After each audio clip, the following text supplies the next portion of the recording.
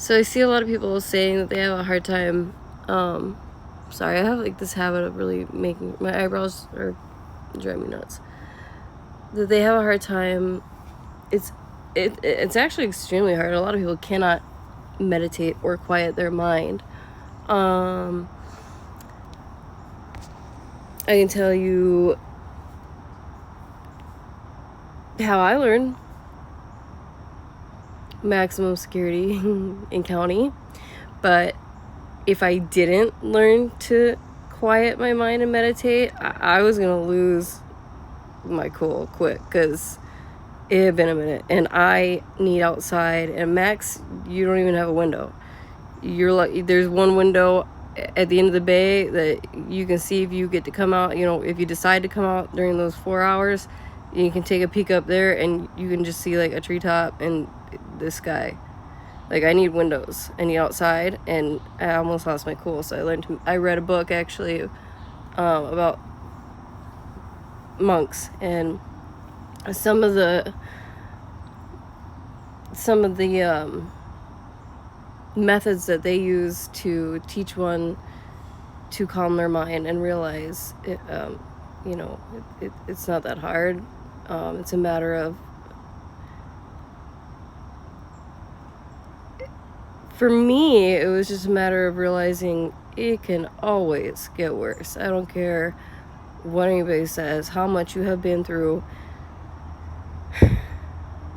Don't ever say it can't get any worse, because it will, and it can. And at the point when I was in county, I'd already lost quite a bit, dealing with some very difficult and traumatizing divorce and custody battle. I was an addict, so when I went in, I was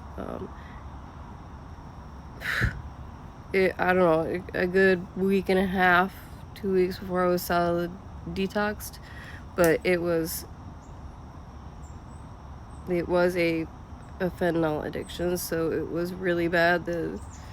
It really is just a matter of, I've never had a problem overcoming an addiction. It was a matter of this, for me, it was skin crawling, and that's something you can't get rid of with that. That was the toughest part for me. But I've overcome addiction plenty of times before, and I've never let anything have control like that over my mind, like I did at that point in my life. And that's why my hair is like completely dead, because it wasn't just down, it was also up. So I was really very thin and had no nutrients in my body. My hair was very long previously, and once I'd finally gotten sober, and I was thinking I was gonna be out in, I don't know, maybe 2 days, 3 days. The guy I was with at the time had lawyers for family members and was well off. I was like, I'll be out, like, isn't nothing. It comes to day 3 and they're like, we're gonna stick you in the pod. And I'm like, what do you mean the pod? Yeah, you're going to the pod. And I'm like, okay, so all right, I'm gonna do, a week, maybe 2 at the worst. No, I was there for 84 days. Like, that was the longest time I have ever been in a lockdown facility with no windows, no way outside, nothing to do. Cells are cement closets with, generally you end up with a cellmate that you either learn to live with or you deal with. Sometimes I was by myself a couple times. I enjoyed that, but yeah, it was really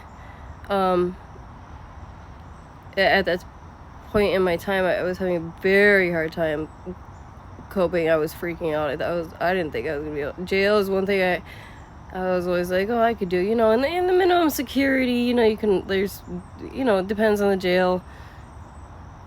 Not that I want to go back, but, minimum security at the last jail I was at, you had a menu you could order. I could have done 80 days and not not be like max security where I was last time, where you don't get an option. And that was the worst jail food I ever had in my life, by the way. Horrible. Oh, it was so bad. Yeah, it was horrible. And I was looking at some serious time, so I was starting to freak out towards, like day 60. I'm like, dude, I'm gonna be in here. So anyways, I had a freak out. I told them, I threw a fit, whatever I demanded.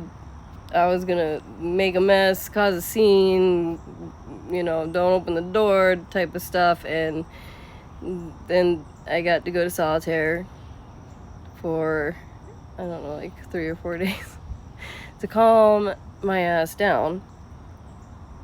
In which it did, because I realized, because I was gonna go on a hunger strike. I'm like, nah, I'm going to the hospital. I'm gonna get out that way.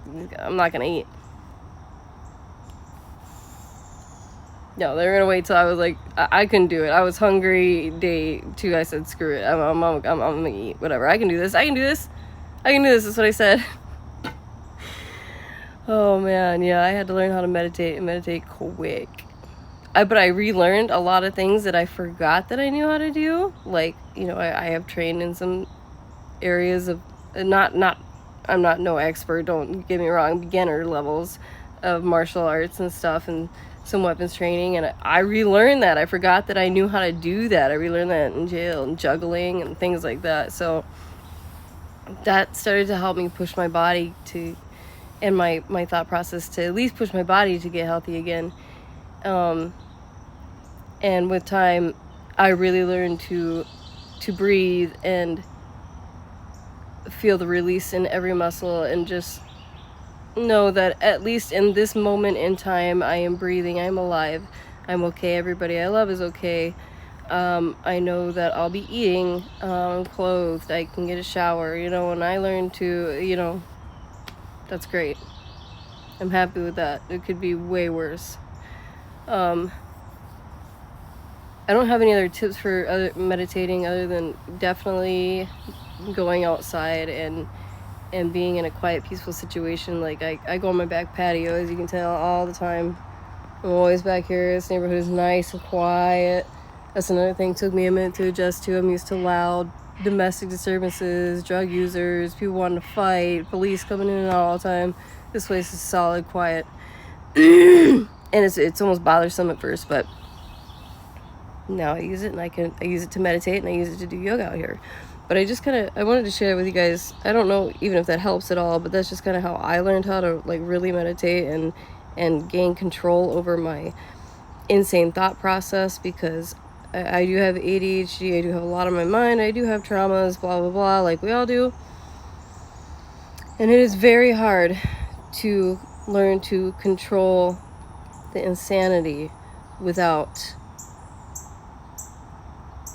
losing it or feeling that you can't, because you can. You just have to isolate, and you have to be willing to, really isolate regularly. Sit alone, away from your phone, away from everybody else, and just get your own thought process back and remember who you are and what would you like, how do you feel about right now, and what can you do to improve you, and what you need to make you happy, not all the noise around you. I just wanted to share that with you guys. I hope it helps.